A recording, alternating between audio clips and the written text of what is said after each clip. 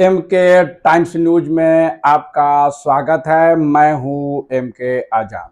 आज हम बात करेंगे कि नरेंद्र मोदी जी अब ऑपरेशन लोटस अपने ही पार्टी पर क्यों चला रहे हैं। जी हां, आपको सुनकर अजीब लग रहा होगा कि ऑपरेशन लोटस नरेंद्र मोदी जी और अमित शाह की जोड़ी क्यों चला रही है अपनी पार्टी पर। जी हां, भारतीय जनता पार्टी पर ही जो है ऑपरेशन लोटस जो है नरेंद्र मोदी की सरकार और अमित शाह पर लगाए जा रहे हैं। यह आरोप लगातार कुछ मीडिया जगत ने लगाई है और विपक्ष के लोग इस बात को लेकर हमलावर हैं कि काहे बगाहे जो 2024 की बेचैनी जो है वो अब साफ दिखने लगी है और अंदर खाने की जो लड़ाई छिड़ी हुई है उसको भारतीय जनता पार्टी में जो विराम लगाने की जो कोशिश थी वो अब चरम पर पहुंच गई है, लेकिन विराम लग नहीं रहा है। जी हां, जितना दबाया जा रहा है उतना ही वो उसमें जो है बलवा हो रहा है, उसमें परेशानी हो रही है, उसमें निखार आते जा रहा है। यानी भारतीय जनता पार्टी के अंदर खाने को लड़ाई जो है इस वक्त चरम सीमा पर है। ऐसा अगर मैं कहूं तो अतिशयोक्ति नहीं होगी। जी हाँ, इसी बात को लेकर आज हम चर्चा करने वाले हैं। इसकी वानगी को समझने के लिए पहले कुछ बातों को गौर करना जरूरी है, तब हमारी बात आपको स्पष्ट तौर से सही लगने लगेगी। दरअसल शुरुआत तो कई दिनों से थी और अंदर खाने की लड़ाई तो 2013 से शुरू हो गई थी, जब नरेंद्र मोदी का एक जलवा जो है एंट्री मारने के लिए दिल्ली में बेचैन थी और उस वक्त में जो है राजनाथ सिंह जो है पार्टी के अध्यक्ष थे और 2014 में जो कुछ हुआ, नरेंद्र मोदी किस तरह से आए और एक बैग छा गए और तमाम विरोधों के बावजूद भी नरेंद्र मोदी जी प्रधानमंत्री के दावेदार बने और इस वक्त में बड़ा मजबूती के साथ में इस वक्त में आज भी मौजूद है प्रधानमंत्री के पद पर। जी हाँ, तो मैं बहुत पीछे चला जाऊंगा तो बहुत लंबा हो जाएगा, तो हम कुछ बातों को गौर कराते हुए चले कि याद कीजिए कि राजनाथ सिंह और नितिन गडकरी ये जो महत्वपूर्ण लोग हैं जो लगातार मोदी जी के विरोधों में कुछ न कुछ बोलते नजर आ गए। इसमें राजनाथ सिंह तो सधी आवाज में कहते हैं, उनकी आवाज को समझने के लिए बड़ा दिमाग लगाना पड़ता है, बड़ी बारीकियों को समझना पड़ता है। लेकिन गडकरी जी, जी हाँ नितिन गडकरी जी, वो बेबाक अंदाज में बोल जाते हैं और सरकार को असहज तो कई बार कर चुके हैं। कई बार उनकी बातों से यह स्पष्ट होता है कि उनका विचार और नरेंद्र मोदी जी का विचार तो बिल्कुल नहीं मिलते हैं और इसको साधने के लिए तमाम प्रयास किए गए। तो याद कीजिए, जब अपने विरोधियों को नरेंद्र मोदी जी आडवाणी को जब किनारा कस लगाने वाले थे, आप अपने विरोधियों को मुरली मनोहर जोशी को इस सबको किनारे लगाने की कवायद चल रहे थे, तो उन्होंने एक एज फैक्टर का मामला लाया और कई लोगों का टिकट कट गया। तो ये बात के बाद बहुत से और लोग थे, मुख्तार अब्बास नकवी से लेकर बहुत लोग थे, धीरे धीरे सबको साइडलाइन तो कर ही दिया गया। और शाहनवाज हुसैन जी जो कभी मंत्री हुआ करते थे और अच्छे पदों में रहने वाले मुख्तार अब्बास नकवी जो सरकार के अल्पसंख्यक मंत्री थे, उनको राज्यसभा तक नहीं भेजा गया। और तो और जो छत्रपों में राजनीति करने वाले थे, शिवराज सिंह चौहान, रमन सिंह, वसुंधरा राजे सिंधिया, ये तमाम लोगों पे मैं आज चर्चा करने वाला हूं। तो सबसे पहले मैं इस बात को आगे ले जाता हूं कि इस वक्त में ये बात करने की आवश्यकता क्यों ये बात लगने लगा कि नरेंद्र मोदी जी ऑपरेशन लोटस जो है अपने ही पार्टी में चलाना शुरू कर दी। जी हां, कैग की रिपोर्ट को बारीकी से देखिए। जिस कैग रिपोर्ट को लेकर संजय सिंह जो आपके जो सांसद है, उन्होंने जिस मुस्तैदी के साथ और बड़ा गहरा आरोप नरेंद्र मोदी पर भ्रष्टाचार का जो लगाया और 7 लाख करोड़ का घपले घोटाले की बात की, तो एक नया आयाम तो राजनीति में जुड़ ही गया। भ्रष्टाचार का एक नया मामला तो उजागर हो ही गया। सवाल कैग की रिपोर्ट का है। तो कैग ने जब 18 करोड़ की प्रति किलोमीटर बनने वाली सड़क को 250 करोड़ रुपया प्रति किलोमीटर बनाने के पर जो सवाल खड़ा किए, उन्होंने जो आयुष्मान में जो स्कैम की बात लाए, ये सारी बात कहीं ना कहीं इशारा करता है। इसको समझने की जरूरत है। तो मैं सबसे पहले आपको बता दूं कि नितिन गडकरी के विभाग पर सवाल उठाए गए। इसको लेकर नितिन गडकरी जी सधे अंदाज में कुछ बात तो कही गए, लेकिन जो बात स्पष्ट है, इन ईमानदार छवि के नाम पर राजनीति करने वाला नितिन गडकरी क्या सचमुच घपले घोटाले में शामिल हैं? इस बात को लेकर राजनीतिक गलियारों पर अलग अलग चर्चाएं हैं। बहरहाल जो कैग की रिपोर्ट है उस पर सवाल इसलिए खड़ा होता है कि उन्होंने चुनकर दो लोगों को राजनीति का शिकार बनाया। एक तो नितिन गडकरी को कटघरे में खड़ा किया, जो लगातार सरकार के खिलाफ में बोलते चले जा रहे थे, और आने वाला समय 2024 में अगर प्रतिस्पर्धा में उसकी पार्टियों में कोई और था तो सिर्फ नितिन गडकरी जी, और उसका साथ देने के लिए राजनाथ सिंह कहीं ना कहीं उसका फीडबैक उसको देते रहते हैं और उसका बैकिंग करते रहते हैं। ये बात राजनीतिक गलियारों पर चर्चा का विषय है। और इस बात को कहने से पहले याद कीजिए 15 अगस्त में वो भाषण जिन्होंने मोदी जी ने स्पष्ट किया कि परिवारवाद से देश को कितना नुकसान हो रहा है। तो क्या परिवारवाद के बहाने राजनाथ सिंह को किनारे कस लगाने की योजना पर काम की जा रही है? क्या उसके निशाने पर अनुराग ठाकुर जी, उनके निशाने पर जो है दूसरे जो लोग इस वक्त में, चाहे पीयूष गोयल जी हो या फिर जो लोग जिसकी राजनीति में उसके पुत्र और पिता का संबंध रहा है, किरण रिजिजू का हो, ये सारे लोगों का बात इसलिए स्पष्ट हो जाता है कि ये लोग सारे लोग क्या साइडलाइन लिए जाएंगे? क्या अनुराग ठाकुर जी को साइडलाइन किया जाएगा परिवारवाद के नाम पर? क्या राजनाथ सिंह का पुत्र विधायक है तो क्या उसको साइडलाइन लिया जाएगा? क्या किरण रिजिजू अलग किए जाएंगे? क्या पीयूष गोयल जी अलग किए जाएंगे? ये सारे मंत्री हैं, तो क्या सबको साइडलाइन लगाने की योजना पर काम की जा रही है? जी हां, राजनीतिक गलियारों पर कयासों का एक बाजार है जिस पर यह भी बात कही जा रही है। चलिए अब मैं बात करता हूं कैग की रिपोर्ट का।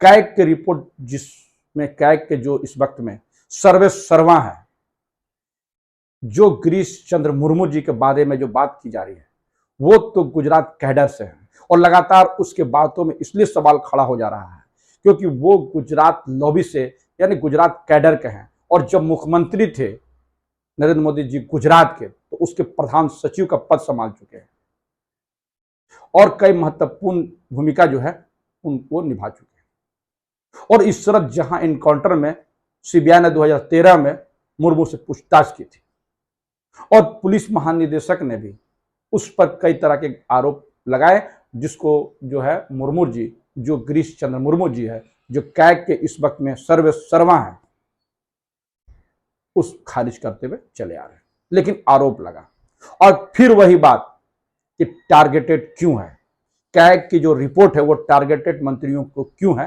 तो सबसे पहले मैं ये बात करता हूं कि नितिन गडकरी का विभाग को क्यों लाया गया, क्यों भारतमाला परियोजना पर भ्रष्टाचार की बात जो है वो सिर्फ और सिर्फ जो है उजागर किए।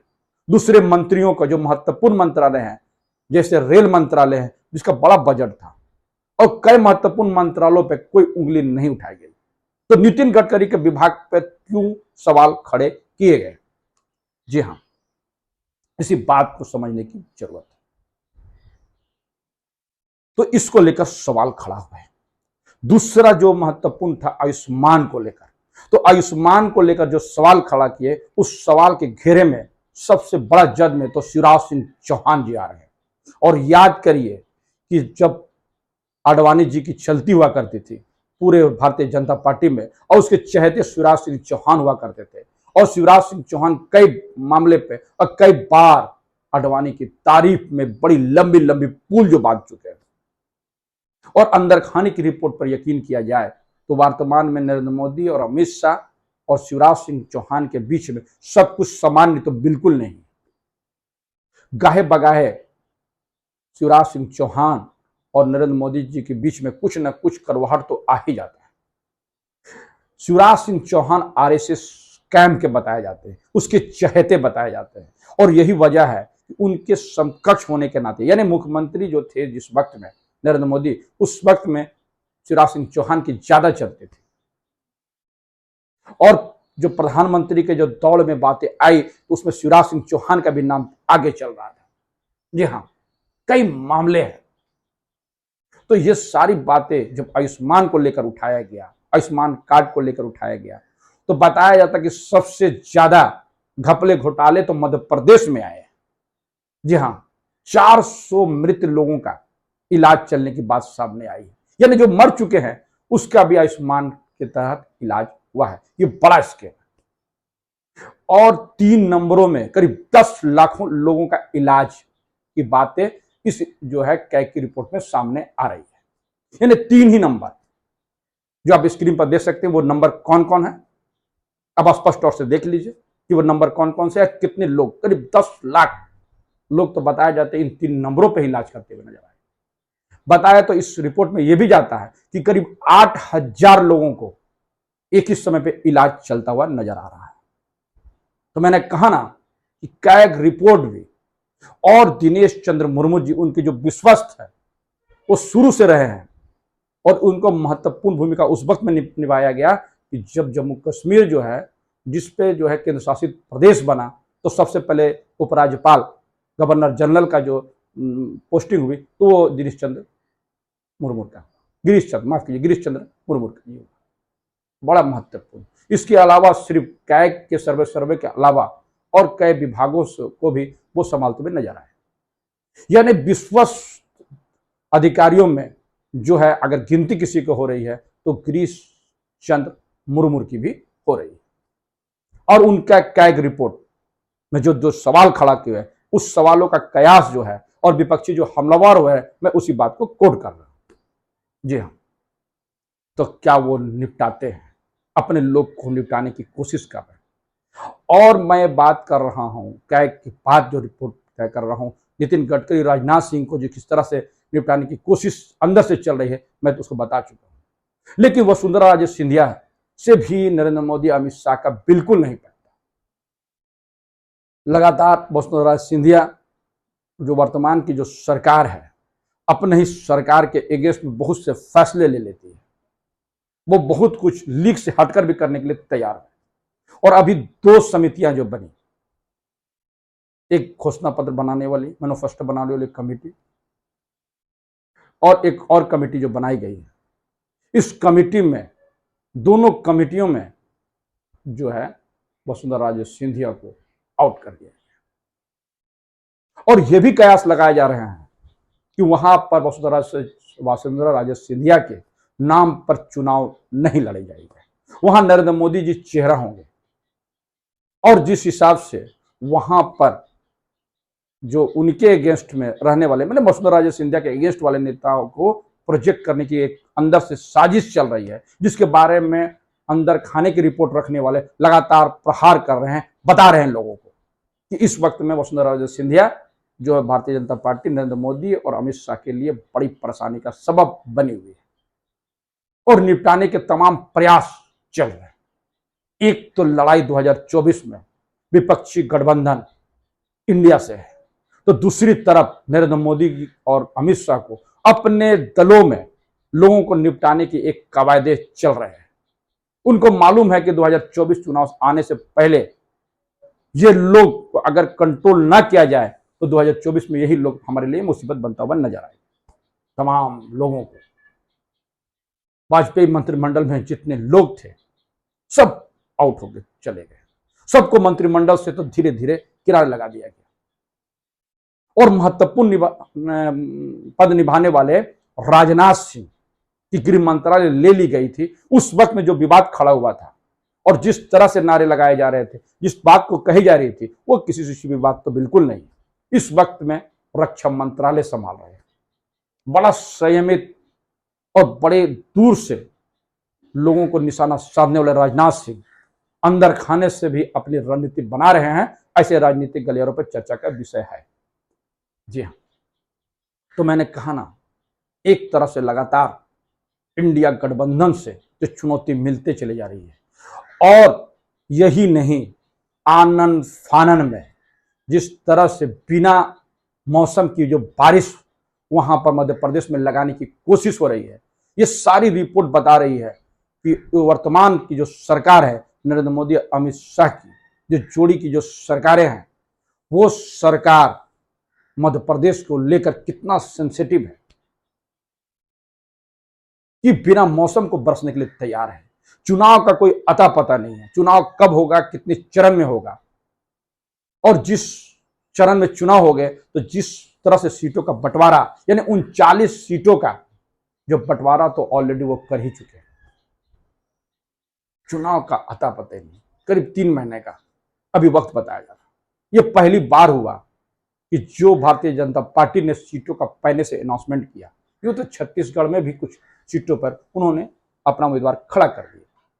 और सबसे बड़ा दिलचस्प बात यह है कि शिवराज सिंह चौहान के अगेंस्ट में जो है नरेंद्र सिंह तोमर जी को लाया गया, तो शिवराज सिंह चौहान और नरेंद्र सिंह तोमर के बीच में सब कुछ सामान्य तो बिल्कुल नहीं है। और उनको जब महत्वपूर्ण पद दिया गया तो ये बात तय हो गई कि आने वाला समय में पूरी तरह से नरेंद्र मोदी सरकार और शिवराज सिंह चौहान के बीच में चीज कायम है। और मध्य प्रदेश में यही नहीं, करीब 230 विधायकों का अन्य राज्यों से, यानी उत्तर प्रदेश से, बिहार से और अन्य राज्यों से सबको मध्य प्रदेश कूच करने के लिए कहा गया है। उनसे रिपोर्ट ली जा रही है कि कौन से उम्मीदवार जीतने लायक है और कौन से उम्मीदवार नहीं जीतेंगे। पूरा फीडबैक तैयार करने के लिए 230 हेवीवेट विधायकों का एक जमावड़ा मध्य प्रदेश में लगाने की कवायद की गई। ये सारी चीजें स्पष्ट तौर से इशारा करता है कि नरेंद्र मोदी की अंदर की लड़ाई के साथ साथ बाहर की लड़ाई भी महत्वपूर्ण है, क्योंकि जो 4 विधानसभा के चुनाव है उसके बारे में बताया जाता है कि 2024 के पहले में यही सेमीफाइनल होगा। यदि चारों सीट, यानी चारों विधानसभाओं में की सीटें उनके अनुरूप नहीं हुई, यानी सत्ता से बाहर हो गए, तो बड़ा लंबी लकीर खींच दी जाएगी और अंदर खाने की जो लड़ाई है वो चरम पर पहुंचेगी। यानी अमित शाह जी और नरेंद्र मोदी जी की जो रणनीति हुआ करती थी, जो कह देते थे, वो भारतीय जनता पार्टी के लिए जो पत्थर की लकीरें बन जाती थी, उस पर प्रश्न चिन्ह खड़ा हो जाएगा। यह लोग राजनीतिक गलियारों पर चर्चा के विषय। इसी को लेकर नरेंद्र मोदी जी किसी तरह से इस युद्ध को, यानी चुनावी युद्ध को जीतना चाहते, क्योंकि याद कीजिए मध्य प्रदेश में तो पिछले चुनाव में ही टाई टाई बाय बाय कर ही दिया गया था भारतीय जनता पार्टी की सरकार को। लेकिन सिंधिया का, ज्योतिरादित्य सिंधिया की गद्दारी ने कांग्रेस को तो पैफुट में ला दिया। उसकी सरकार तो चली गई 17 महीना में, लेकिन वर्तमान में वही लोग जाके शिवराज सिंह चौहान को मुख्यमंत्री बनवा दिए। जिस तरह से कर्नाटक चुनाव में तोड़ जोड़ के राजनीतिक करके जो सरकारें बैठी थी उसकी विदाई वहां के लोगों ने किया, तो क्या फिर मध्य प्रदेश में उसी तरह से तोड़ जोड़ की राजनीति करने वालों को जनता सबक सिखाने वाली है? ये बात स्पष्ट तौर से कई सर्वे करने वाले सर्वे कर रहे हैं। और बताया तो यहां तक जाता है कि भारतीय जनता पार्टी के अंदर खाने की जो सर्वे है वो भी इस वक्त में उनके अनुकूल तो मध्य प्रदेश बिल्कुल नहीं बचाया जा सकता है। यानी यूं कहा जाए तो चारों विधानसभा चुनाव में एकमात्र जो है सत्ता में तो सिर्फ और सिर्फ मध्य प्रदेश में ही है, बाकी राज्यों में उनका तो पता ही नहीं। तो ये चारों विधानसभा में यदि मोदी जी का सरकार, भारतीय जनता पार्टी की सरकार राज्यों में नहीं बन पाता है तो बड़ी लंबी लकीरें तो खींची जाएगी। और यही है लड़ाई का असली स्वरूप। इसी को लेकर जहां इंडिया गठबंधन लगातार तैयारी कर रहा है और एक एक सीटों पर तैयारी चल गई है। हर राज्यों में जो कांग्रेस पार्टी की जो उठक बैठक चल रही है, और उत्तर प्रदेश में जब उन्होंने अजय कुमार राय, एक लड़ाकू छवि के व्यक्ति को, जो जुझारू व्यक्ति हैं, युवा है और लगातार संघर्ष करने वाला नेता अजय कुमार राय को वहां पर प्रदेश अध्यक्ष बना दिया, यानी उत्तर प्रदेश का नया कमान दिया गया। तो उत्तर प्रदेश हो या झारखंड हो, बिहार हो, दिल्ली हो, तमाम जगहों पे कांग्रेस जो एक्सरसाइज कर रही है, एक बड़ी एक्सरसाइज कर रही है। और आने वाले समय में जो राहुल गांधी का जो पार्ट 2 होने वाला है, भारत जोड़ो आंदोलन कार्यक्रम, जिसको लेकर भी जो भारतीय जनता पार्टी में जो आहस की स्थिति बनी हुई है वो बड़ी लंबी लकीरें खींचने वाली है। तमाम चीजों से यह स्पष्ट होता है कि एक चीज तो भारतीय जनता पार्टी के नरेंद्र मोदी, अमित शाह अपने लोगों को किनारा करने की जो प्लान पर काम कर रहे हैं, और दूसरी तरफ जो विपक्षियों का जो गठबंधन है, एक मजबूत गठबंधन बन गया है। ये दोनों परेशानी का सबब है। और ये सब राजनीतिक गलियों पर चर्चा का विषय है। तो हमारा ये वीडियो कैसा लगा अपने कमेंट्स बॉक्स में जरूर कमेंट्स करें, और जिन्होंने अभी तक हमारे न्यूज को सब्सक्राइब नहीं किया उससे निवेदन है कि सब्सक्राइब जरूर कर दें। नमस्कार।